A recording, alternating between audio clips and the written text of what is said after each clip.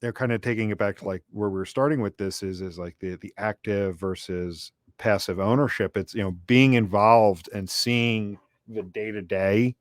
Again, now let's go back to where we're talking about like owning a burger shop.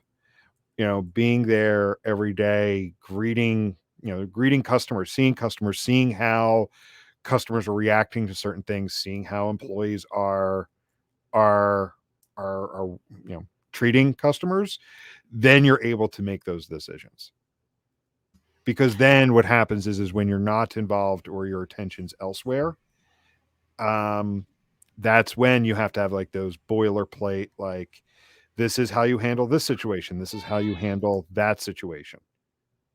Yeah, that's absolutely right. And again, like coming full circle, I think business owners that have decided to take that path and be more intimately involved in the business and grow and scale at a rate that they don't lose the ability not only themselves to do that, but to foster a team that has a sense of ownership should be commended.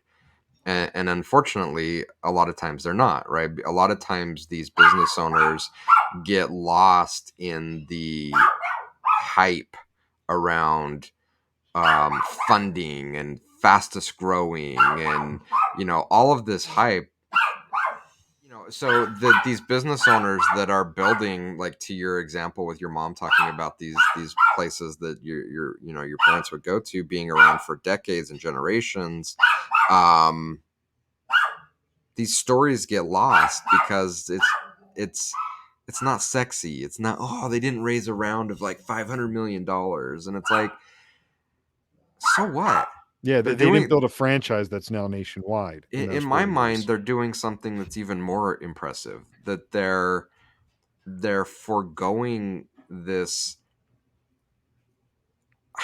Maybe easy isn't the right word, but they're foregoing this opportunity to just make gobs and gobs of money on their success.